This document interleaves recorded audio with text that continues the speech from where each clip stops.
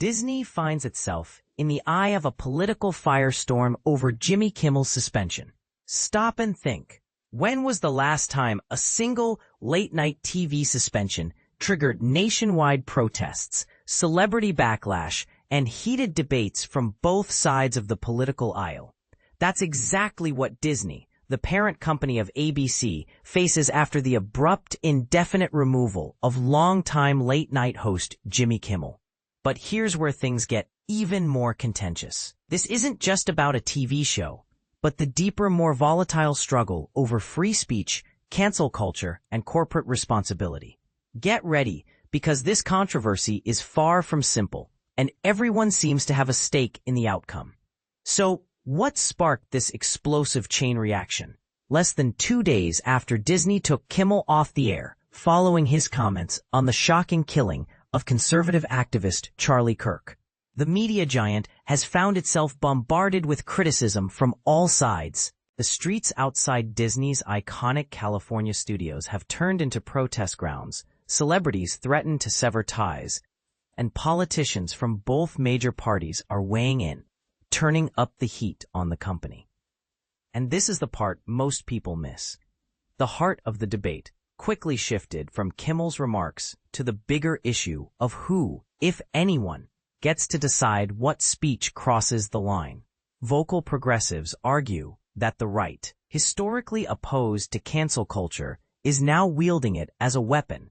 Meanwhile, conservatives frame Kimmel's suspension as a natural result of facing the consequences of his words. A debate so intense that even public figures can't agree on where responsibility falls. Silence from the top and escalating fallout. Disney's official channels remained quiet through Friday, refusing to comment. But the backlash snowballed anyway. Damon Lindelof, who co-created the ABC hit show Lost, made waves on Instagram by vowing to end his collaboration with Disney if Kimmel isn't reinstated.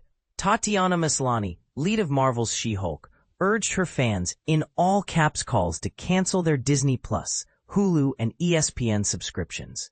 Even former President Trump dove into the drama, hosting on Truth Social to mock Kimmel's Oscars performance and call him one of the worst hosts in the history of the Academy Awards.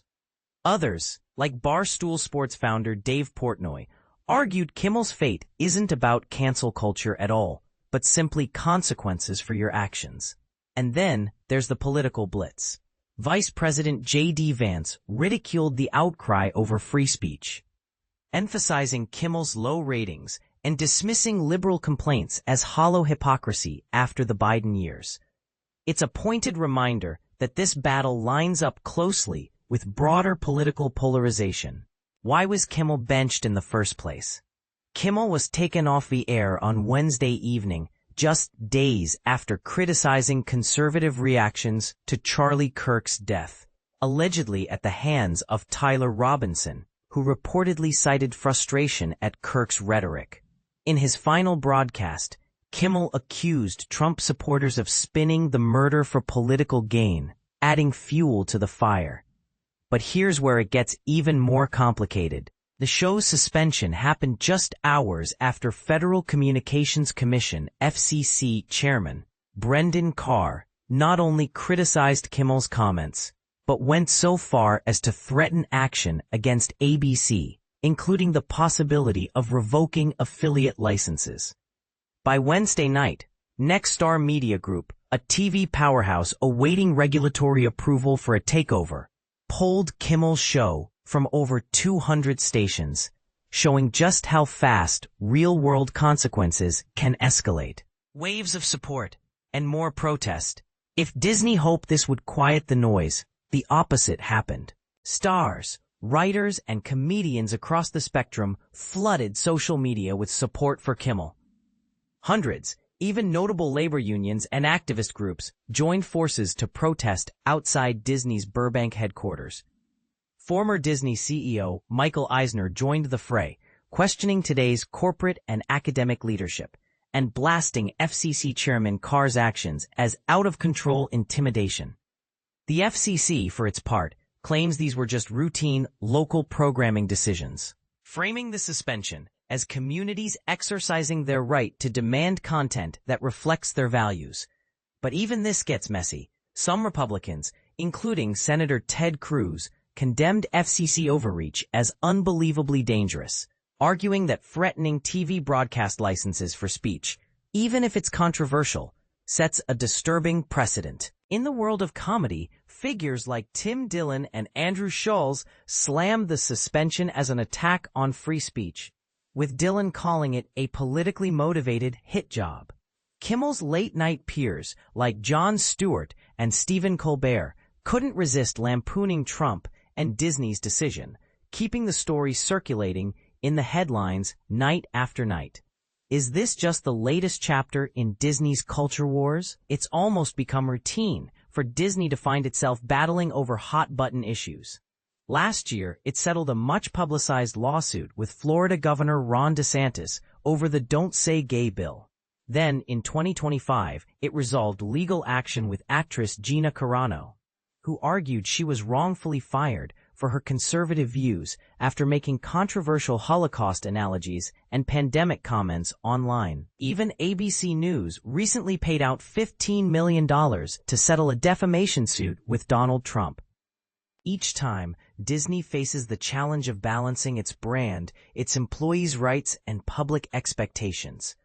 Despite accusations of partisanship, CEO Bob Iger insists that Disney's focus is not on pushing political messages but on entertaining audiences. Iger's comments over the past 2 years have accentuated a return to storytelling for its own sake, saying, "If you can infuse entertainment with positive messages, fantastic, but that should not be the main goal." How far will the boycott movement go? In recent days, calls to drop Disney services have grown, with stars like Lance Bass and Amy Landecker publicly sharing proof that they've canceled their subscriptions. Buzz on social media and trending Google searches like "Cancel Disney Plus" and "Boycott Disney" suggest that the movement is at least gaining traction, even if it's unclear how seriously it will affect Disney's bottom line. Is this a flash in the pan, or could the outrage fundamentally shift Disney's relationship with its audience? Podcast host Bill Simmons, a longtime Kimmel ally, said that while he once believed the show was done for good, the outpouring of defense for Kimmel made him question that prediction. "If we just let this slide, what's next? Where do we draw the line?" he asked. And now, over to you. Where do you land on this heated debate? Was Disney right to suspend Kimmel, or did they cave to political pressure at the expense of creative freedom?